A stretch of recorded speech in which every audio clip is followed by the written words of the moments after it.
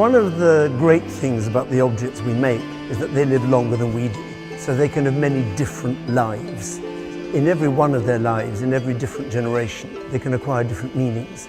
So their meaning can become richer as time goes on.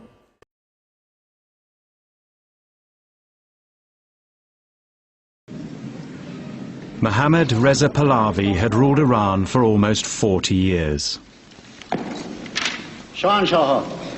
He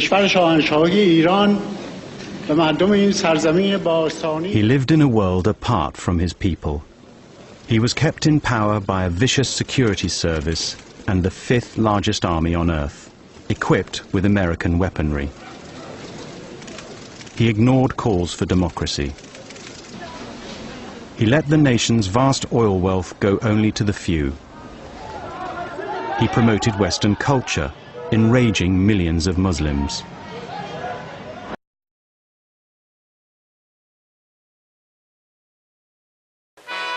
By putting his revolution to a referendum and receiving, according to official figures, 95% of the vote, the Shah was able to claim that the people endorsed his vision of modernization. But it wasn't just the masses who backed the Shah. Western-educated liberals were also swept along by his modernizing zeal. He would say, you want to make a revolution? I am going to make that revolution because you are not capable of performing it. So I'll do it. And I am going to go very fast, very quick, and you have to run to catch me. That's why most of our generation believed in him.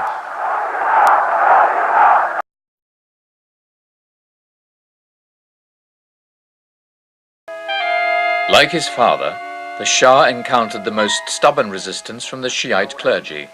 And, like his father, the Shah dismissed these criticisms as the reactionary views of a medieval mindset.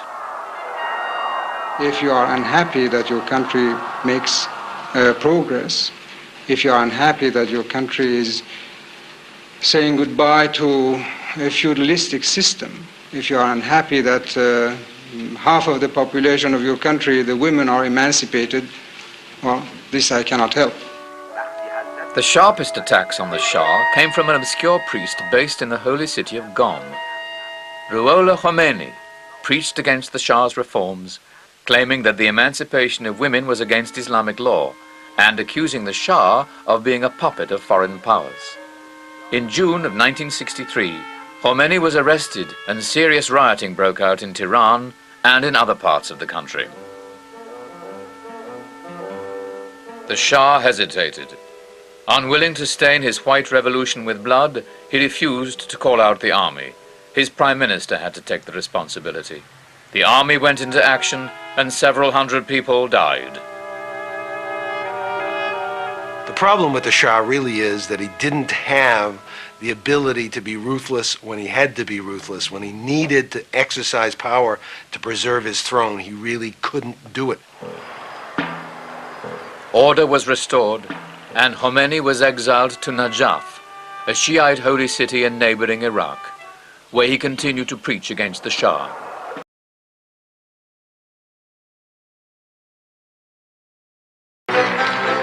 He thought that he has reached the peak of his power. He had become the most successful of Iranian kings for several centuries. The economy was going very well. Iran's prestige was high throughout the world. So he thought that he has arrived. And this was, in fact, the beginning of the fall.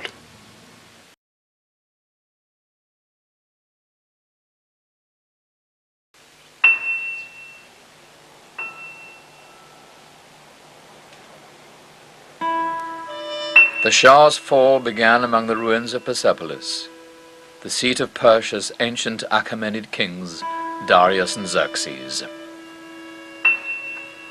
Iranian scholars close to the Shah suggested that the 2500th anniversary of the Achaemenid Empire be marked in some way. The idea had great appeal for the Shah.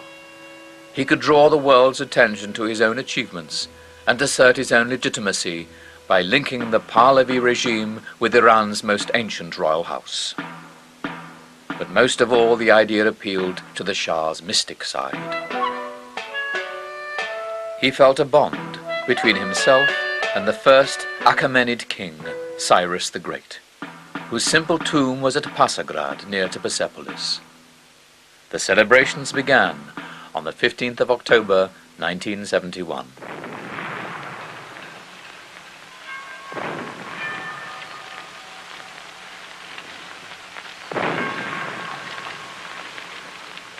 In a voice charged with emotion, the Shah addressed the spirit of the long-dead king.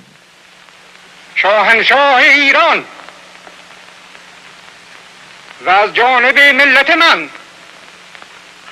O Cyrus, great king, king of kings, Achaemenian king, king of the land of Iran, I, the Shah of Iran, offer thee salutations from myself and from my nation.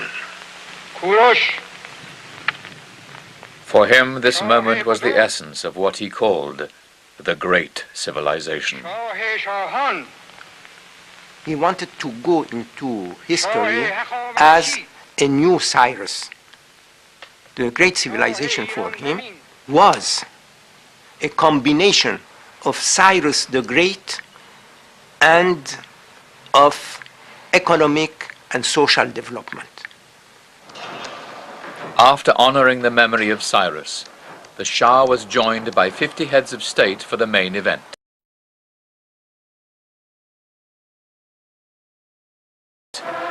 A parade of Iranian armies through the ages, which out-DeMilled Cecil B. DeMille.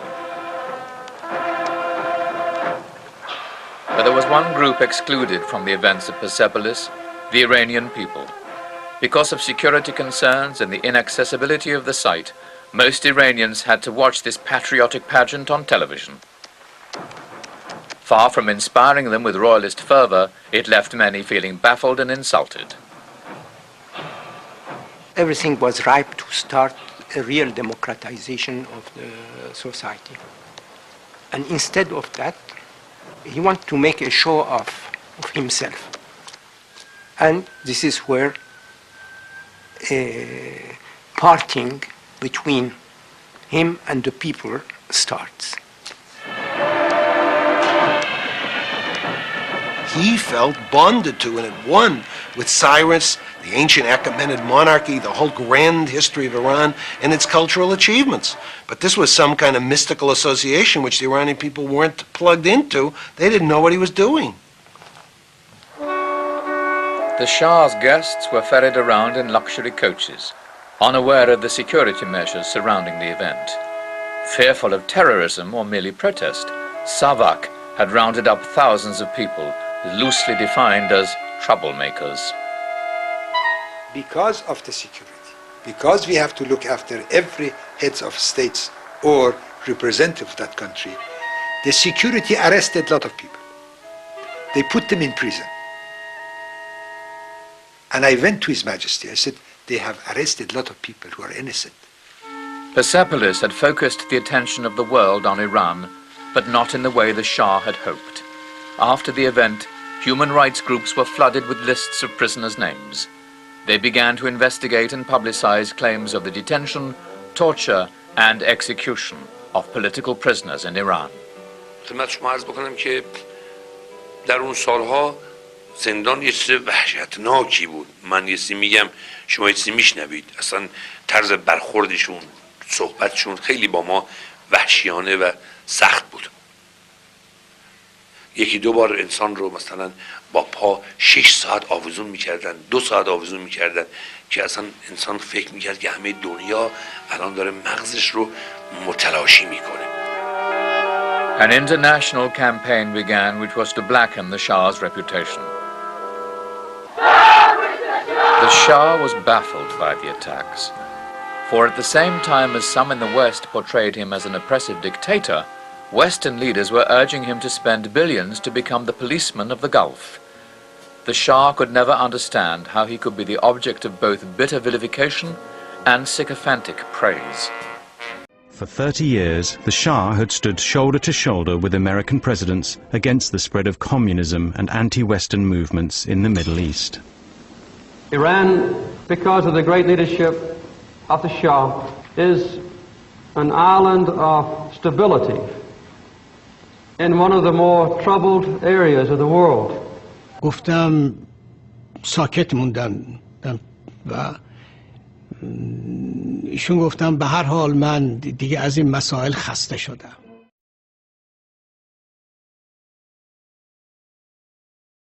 لایک گروه های سیاسی زیادی بودن، باز هم در امام به عنوان چهره مبارزه، یک رهبر مبارزه نیرومند که همه مردم تونست دور خودش بسیج کرده، شخصیتی میدیدن که میتونن در حمایت از او قام بردارن برای آزادی کشورشون. The Shah's government banned public gatherings. During one rally in Tehran, troops shot more than 100 demonstrators dead.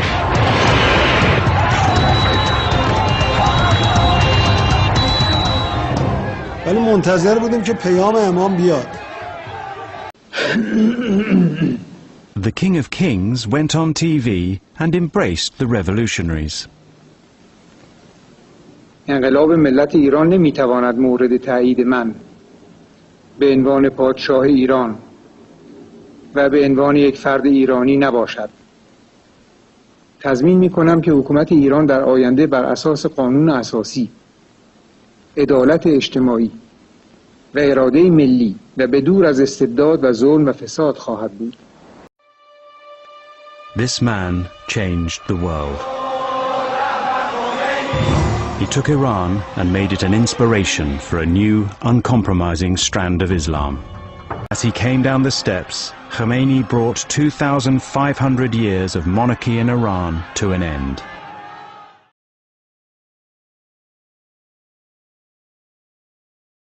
The Shah was responsible for the murder and torture of many thousands of people. David, you asked the Shah about these charges. Yes, repression in general, but SAVAK, the Shah's secret police in particular, and I began by reading the Shah, part of a pro-Khomeini advertisement from the New York Times. He massacred innumerable people on June the 5th, 1963. Since then he has probably killed more than 100,000 people. As a result of his brutality, thousands of others have also been injured. What about the fact that he has probably killed more than 100,000 people during his regime? Who? That's what the advertisement... My regime? Yes. 100,000 people? Do they know what 1,000 people means? Where? At what occasion? Well, we could not substantiate 100,000, but I wanted to know what your reaction was to it. Well, it's preposterous. I mean, it's ridiculous. I wouldn't even use the word disgusting. Lie. It's so ridiculous that I just say they don't know how to count.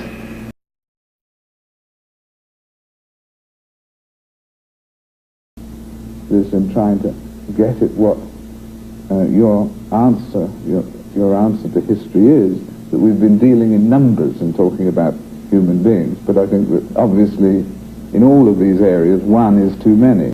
It's always a tendency to compare our country in my time to the most perfect democracies of the world.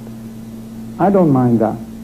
But now what we hear is, oh, let's try to understand these people. After all, Islam is something special when what they are doing is absolutely contrary to Islam. Now everybody is trying to say, well, let's try to understand these people who are killing, massacring others, the people they don't like, just like flies. But in my case, is to compare it to the most perfect government of the world. In the case of those kind of people, usually there is a tendency, especially in the most liberal circles in the world, oh, let's try to understand them. Let's establish a dialogue. This is something that I don't understand.